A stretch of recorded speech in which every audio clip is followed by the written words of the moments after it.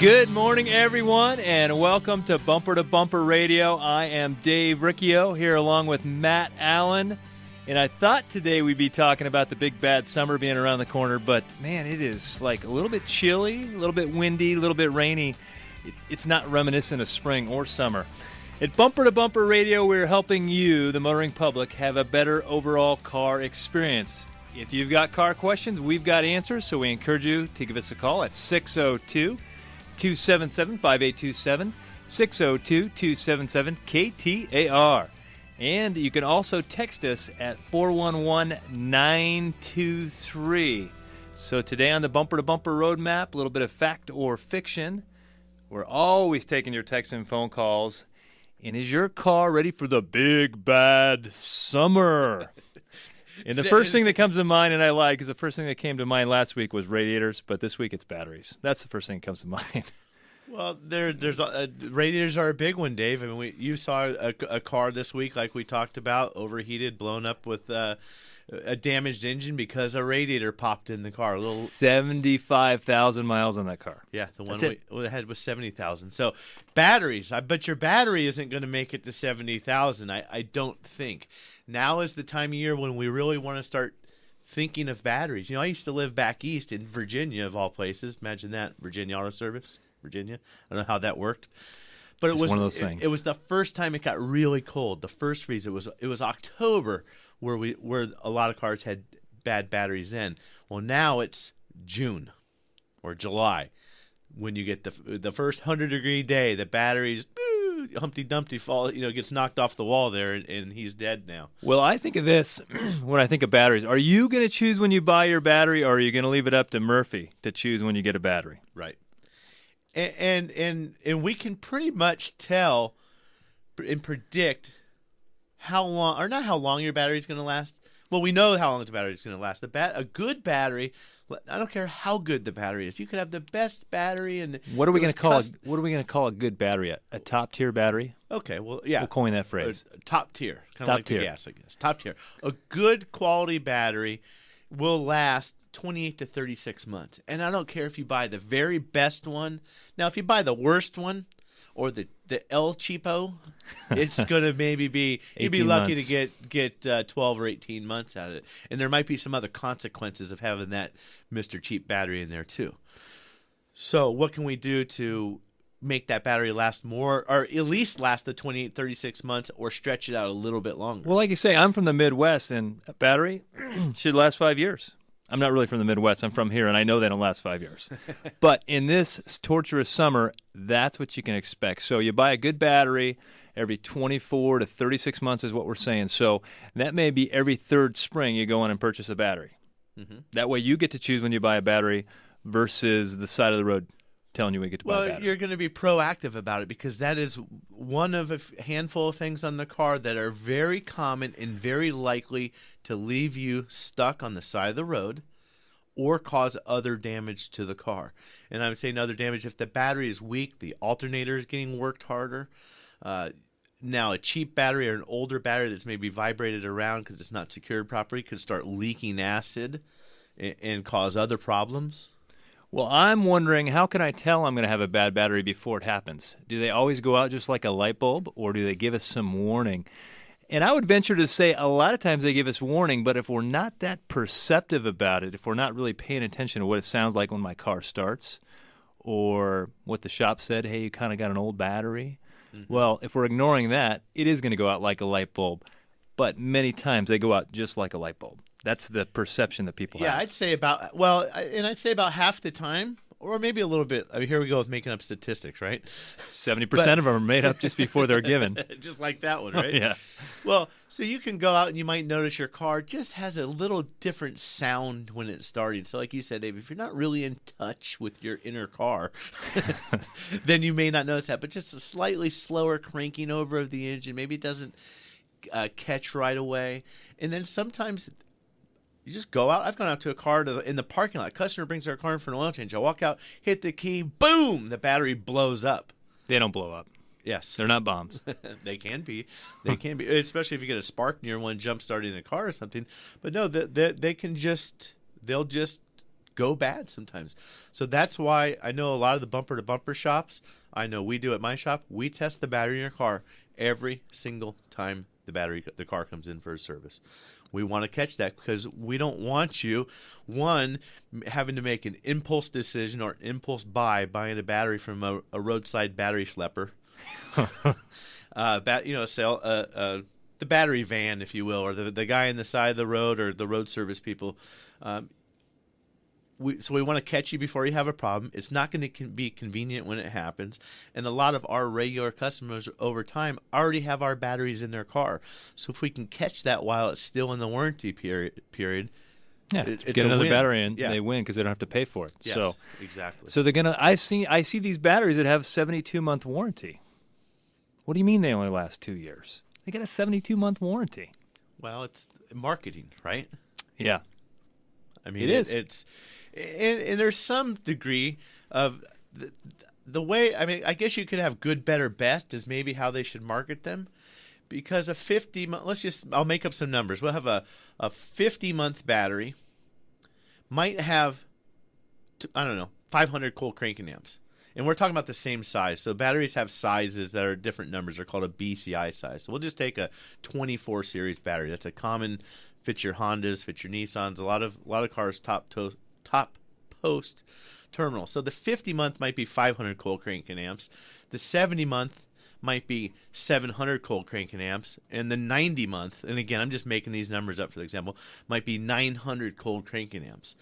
Well, you don't necessarily need that cold cranking amp, so it's not the best idea to always buy, quote, the best battery, because it may not be the best thing for your car. You need to make sure you have the cranking amps that your car needs and you have a good warranty, but you don't need that best battery that has all the extra cells and plates and everything packed in it. Sometimes those... Well, the problem with that is that we only have so big of a spot where we can put the battery, so if we're going to get a battery and we're going to increase the cold cranking amps by 30%, we only have the same size box.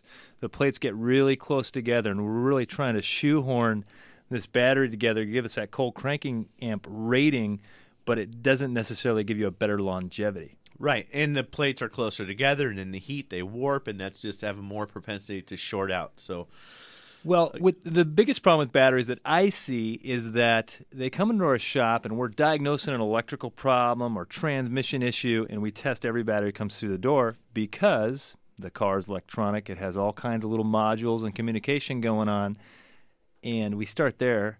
Sounds like the simplest thing, but you fix cars with bad batteries, even though they start the car, but they're just below the threshold of a good battery. So in our car, it learns the way you drive. It learns the way the engine is wearing. It learns the way the transmission's wearing. It learns all these things, and if it goes brain dead every time you start the car, all that memory is lost, and the car has to relearn again. So it's never performing well because it's always starting fresh, but not fresh in a good way. It's starting fresh like it doesn't know anything about you or your engine. Well, and I've seen plenty of cars in my shop with check engine lights on, and you get these weird problems, and it's always the one that you kind of, it starts fine, it cranks over, this is a newer car or a newer battery, and you just get your lunch eaten, and then you think, did I check that battery? So the tech will go back and check the battery, and it comes back with a bad cell or a weak whatever, or low state of charge, and funky problems as a result of a battery. Those are just the weird ones. There's other things that a cheap battery or a leaking other things that can happen.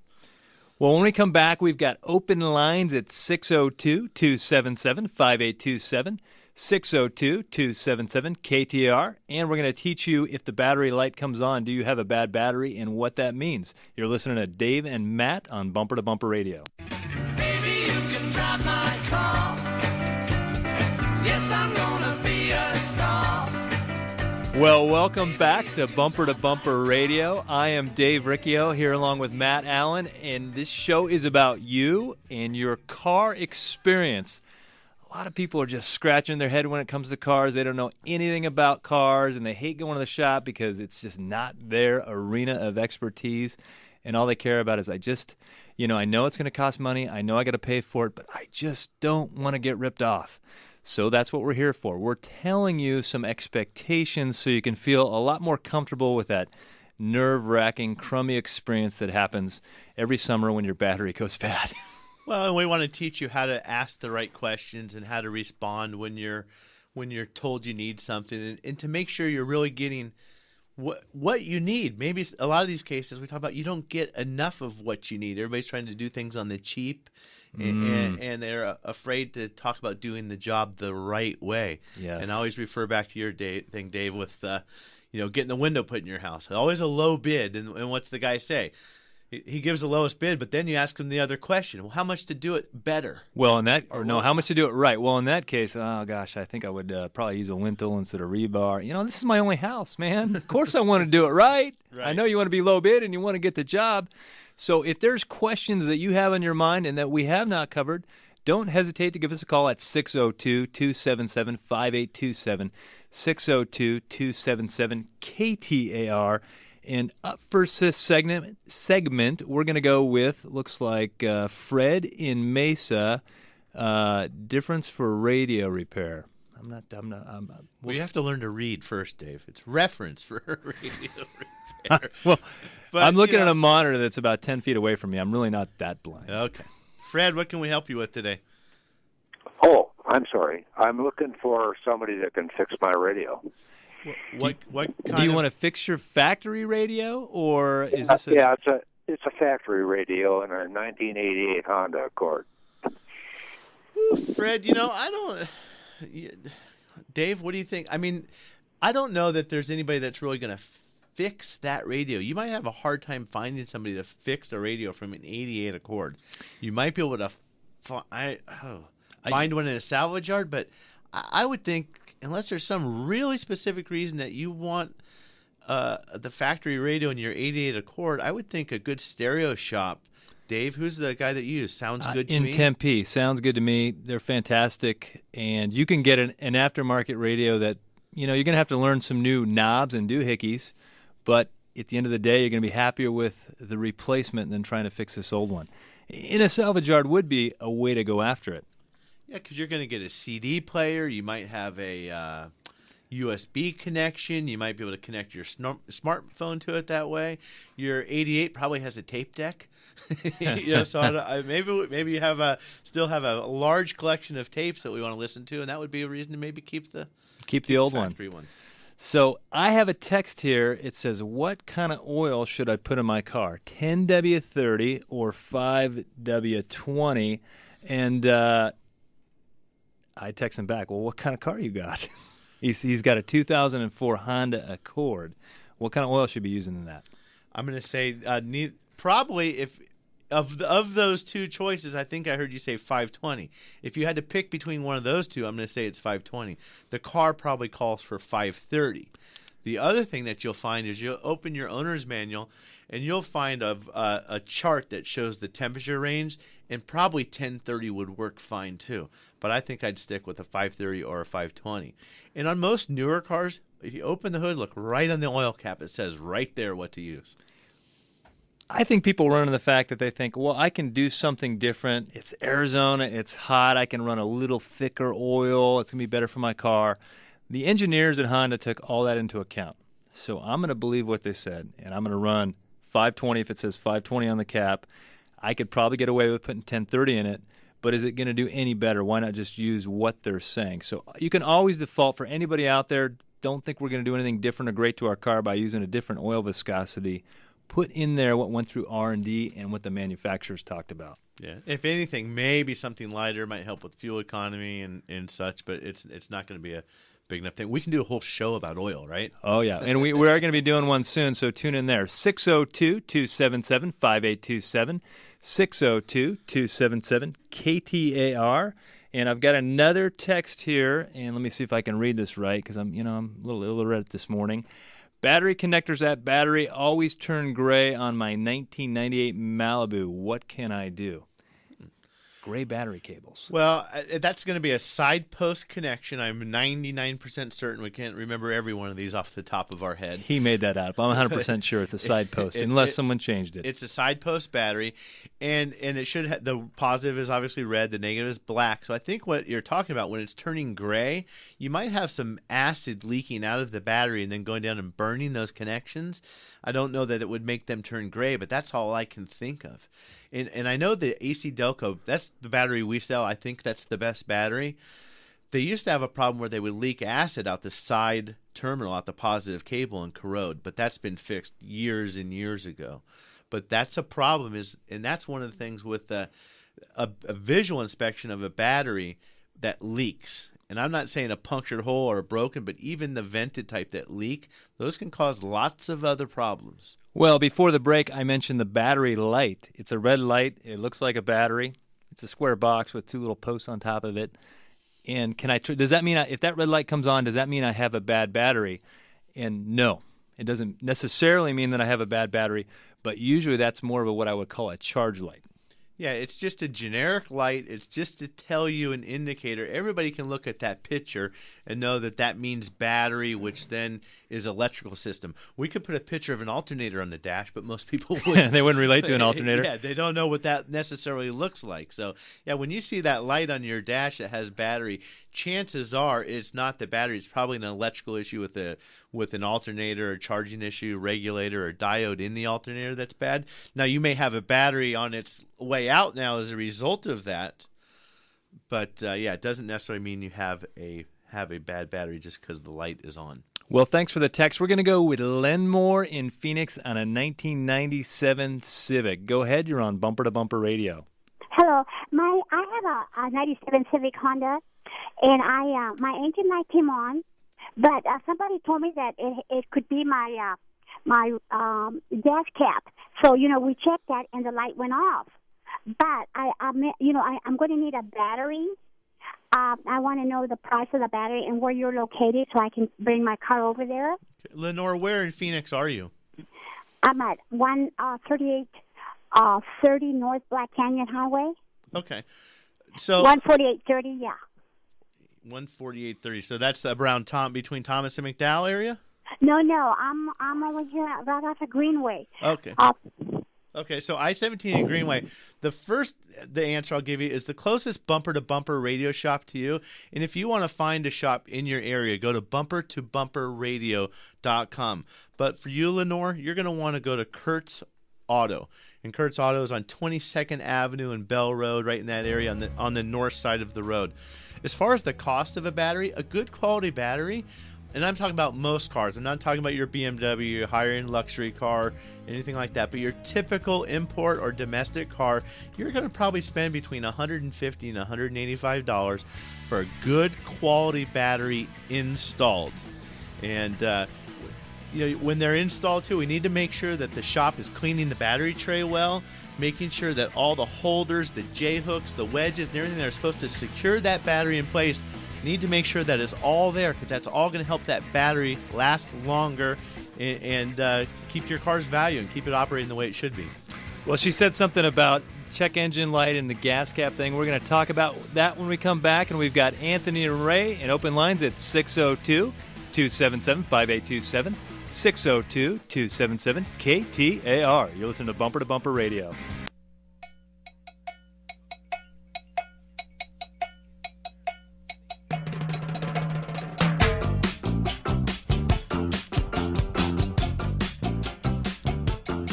I just had to let that play a little bit longer, Dave.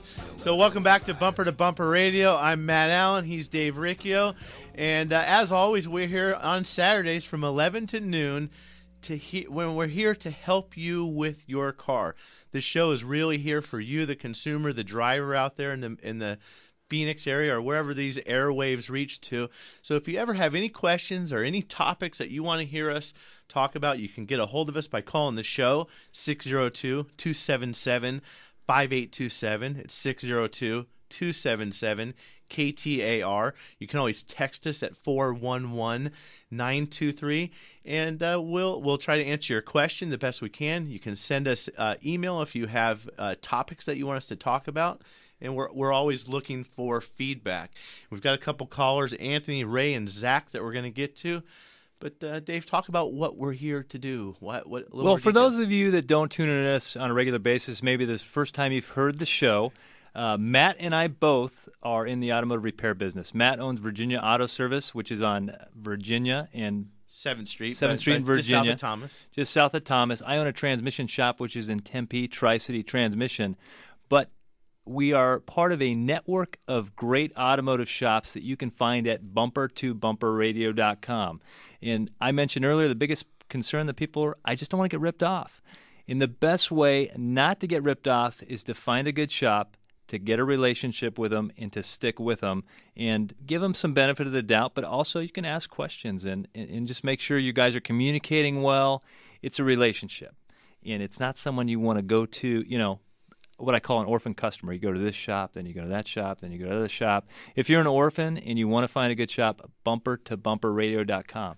And as far as what we try to do when we're helping you with your questions, I'm an ASE certified master technician. I've got 26 plus years experience working on cars. And no, I don't work on cars every day now, but I am actively involved in my shop. So when we're helping you, this is the same kind of conversation we might have as if you were standing across our counter. We're going to find out a little bit of information from you and talk to you where we might go with that inspection or diagnosis of your car. But then oftentimes you might call and have a question that relates specifically to your Honda or to your Chevy, but the system on that car is very in common with multiple other cars. So we're going to try and broaden that to help you have a good understanding of how that particular system might apply to your Chevy or your Ford or your Corvette or your BMW or whatever it is. Because a lot of these things, a lot of these components and systems are all on all the cars. It's just they're different strategies and they're designed a little bit differently. So we can talk through concepts, but we're not looking at the owner's, you know, the manual, the technical manual right here. So we can talk through the concepts and then broaden it up so everybody can say, okay, that's probably what's on my car, so they understand what's there. And it helps you have a better understanding when your shop, your service advisor, your technician, or when you're having that interaction at the service counter, you just may have a better understanding of how things work. And we always encourage you to ask questions. Well, we got a board full of calls. So up for this segment, we're going to go with Anthony in Surprise. And I can't see it from here, but I know he's got an F-150. Go ahead, Anthony. You're on Bumper to Bumper Radio. Hey, guys. Great show. Listen to you every Saturday. I need some expert advice. I've got an 09 F-150 four-wheel drive. I did a leveling kit in the front, about 2.5 inches, and I went with a much larger tire. My question to you is, would you recommend that I reprogram the computer for shift points, or do you see, will I have any kind of problems in the future with the powertrain? Just kind of want to get your opinion on that. How much larger are those tires? You know, some people go with a bigger wheel and a smaller sidewall, or is the diameter of the tire much bigger? Okay, I went with the stock size, which the vehicle's programmed for, is like a 275/70 R17, and I went up to a 285/75 R18. So it went up to like a 34.5-inch, almost a 35-inch tire. Well, I don't know specifically on the Ford. I know on the General Motors trucks, because when I had my Duramax that was lifted, we could go in and we could put in the exact size of the tire. I'm pretty sure the Ford is the same way, because there was going to be options for tire sizes, and I think it's important to do that. I don't know that not doing it is going to cause you problems necessarily, but it could affect strategies and shift points. The speedometer is not going to be right. The odometer is not going to be right.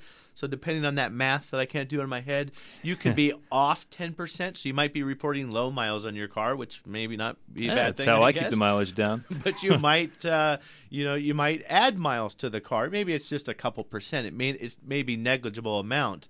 But I would want to have it as accurate as it could be. Well, the two things that the transmission is going to look at, the two main inputs, I mean, it takes input from everything, but the two main inputs is throttle position and your mile per hour. So we know mile per hour is off, so that in the mapping in the computer, it's not going to be the ideal efficiency and horsepower, all the things that the transmission is supposed to do. So I would definitely update it, and there's You can find a good shop at bumpertobumperradio.com. There is a lot of shops that have that Ford software and can go ahead and make that change for you. We're going to go with Ray in Avondale on a 1998 Dodge Ram pickup. Go ahead, Ray. You're on Bumper to Bumper Radio. Hey, guys, just want to get your opinion on something. So I've got this truck. I've had it since new. I want to keep it only for another year and a half so I can afford a payment on a new one.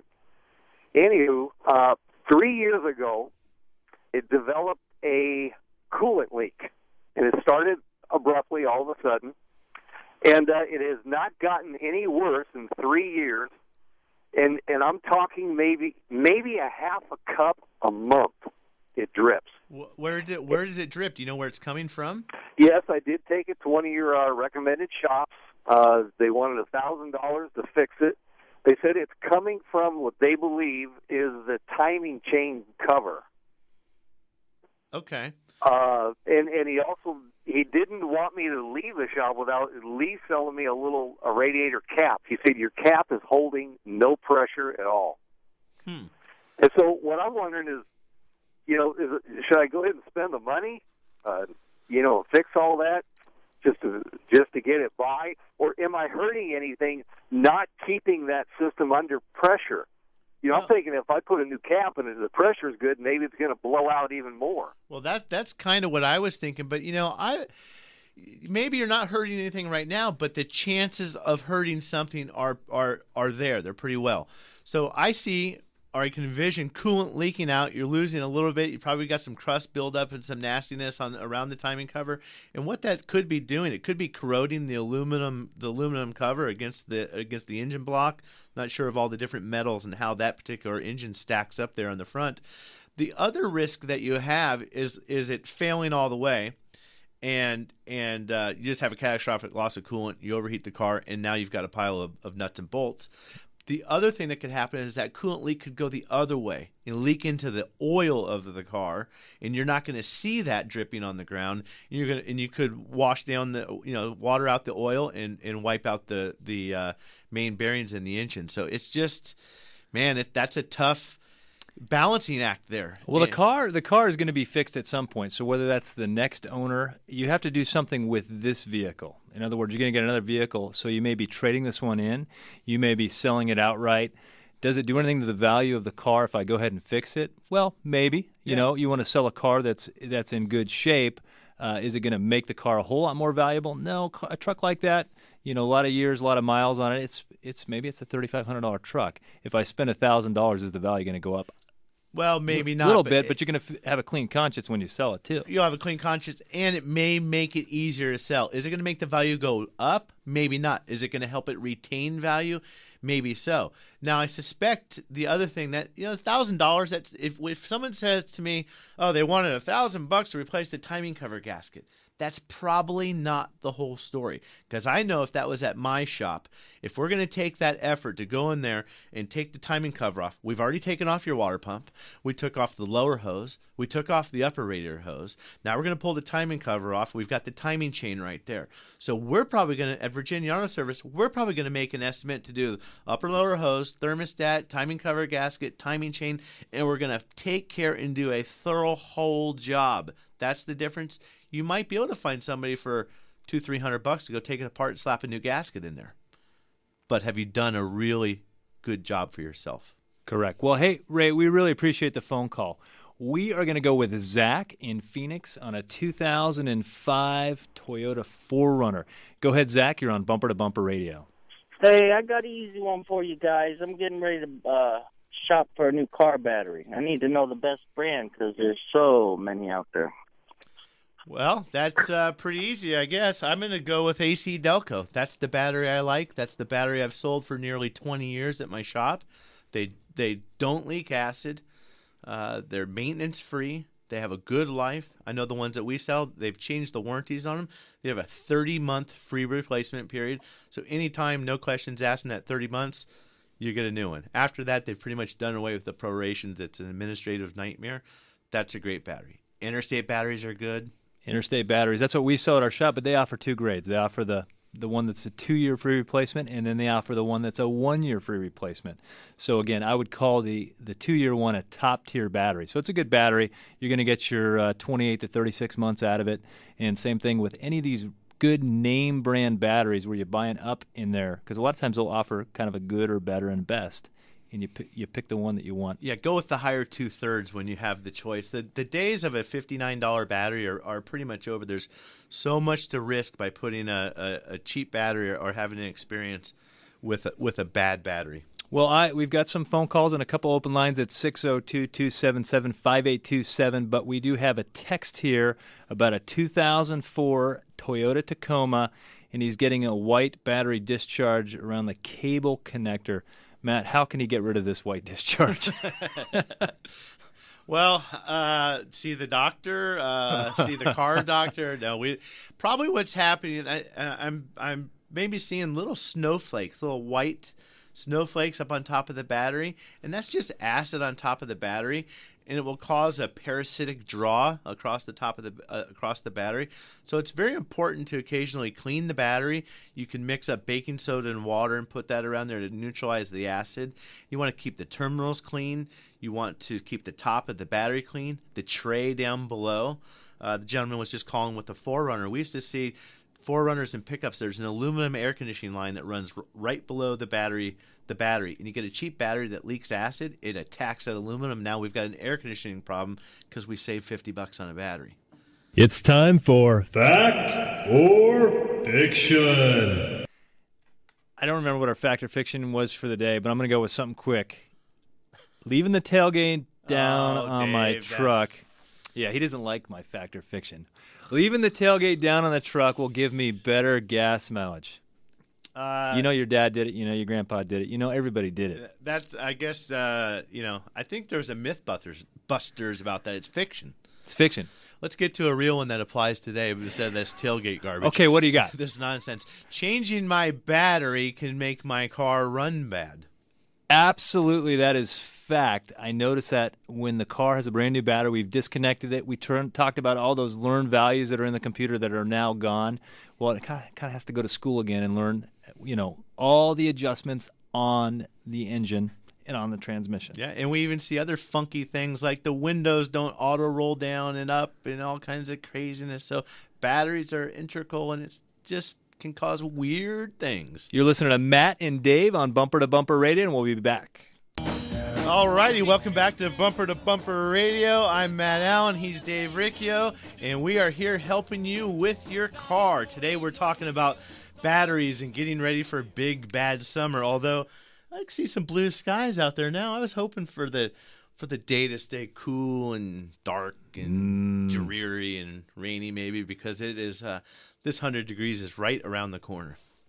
And that's when your battery is going to die. So if you've been putting it off and you know your battery is 3 years old and you're going to buy one, whether you want to or not, but do you buy it when you choose, or do you buy it when Murphy chooses for you? And Murphy's going to choose it for you when you're all dressed up, got a tuxedo on, and stopped off to grab a little soda on your way over to the reception. Wedding or whatever, a little road soda. And, then you got to get a jump start, and jump start is never good. Well, Dave, I see that our first caller that we were going to take, Renee, just dropped off. So, Renee, on your Jetta, if you have a question you need some help with, I don't think we'll be able to get to you if you call back. We wish you wouldn't have dropped off. But if you have a question we can help you with, send us an email at bumpertobumperradio.com, and I'll be sure to get it right away and help you with your car. Well, let's go with George in Mesa on a 1999 Ford F-250. Go ahead, George. You're on Bumper to Bumper Radio. Thanks for taking the call, guys. This is not a battery question, but it is electrical.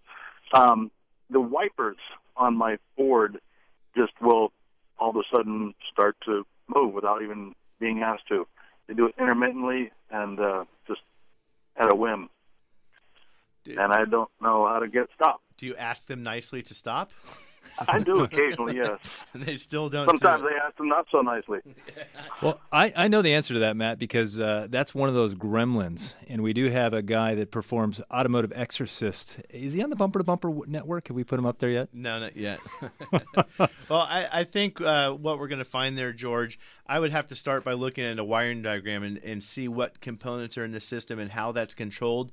But my first guess, There's going to be a multifunction switch, which is the turn signal switch, the wiper switch, and cruise control. Well, not cruise control on a Ford, but whatever's up there on the column on those levers, that switch could be bad. Their chances of the wiper motor itself shorting out, I think, are pretty slim.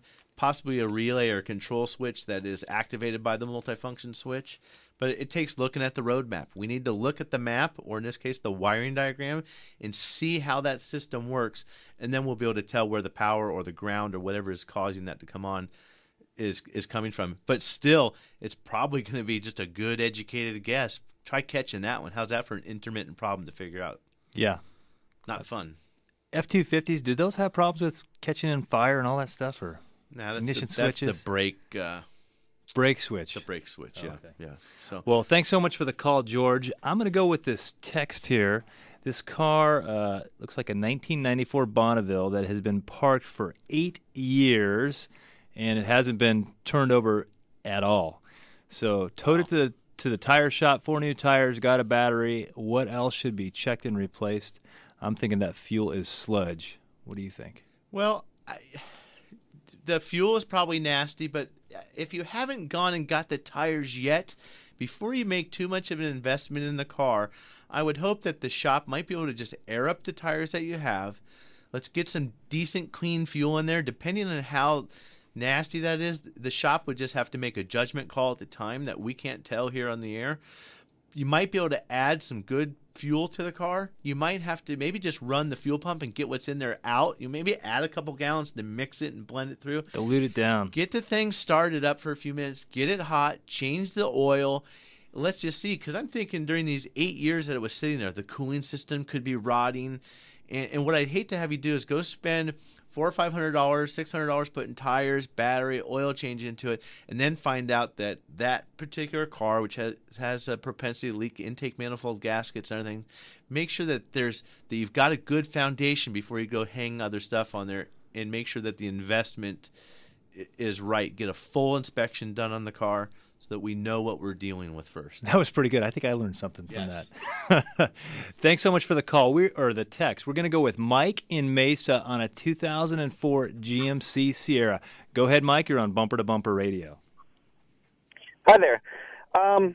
Well, I got a problem with my truck. I kind of have an idea what it is. I was just kind of looking for a confirmation and maybe a ballpark price to fix it. But what my truck does is when I start it in the morning, the oil pressure is really low. It's so low that it actually starts ringing at me that the oil pressure is low. I give it some gas, the oil pressure goes up, and then, once I drive it for a little bit, I guess once the oil heats up, then it has no problem staying at the pressure it needs to be. But until it warms up, when I come to stoplights or stop signs, things of that sort, then the oil pressure starts dropping down again. Mm-hmm. Would that be the pump? Well, what do you think it is? You said you had a pretty good idea. Well, that's why I was just asking. Would that be the pump? Do I need to replace the pump, and how much would I be looking at for my truck? Okay. Well, I don't think it's the pump. We see does that have the 5.3 engine in it?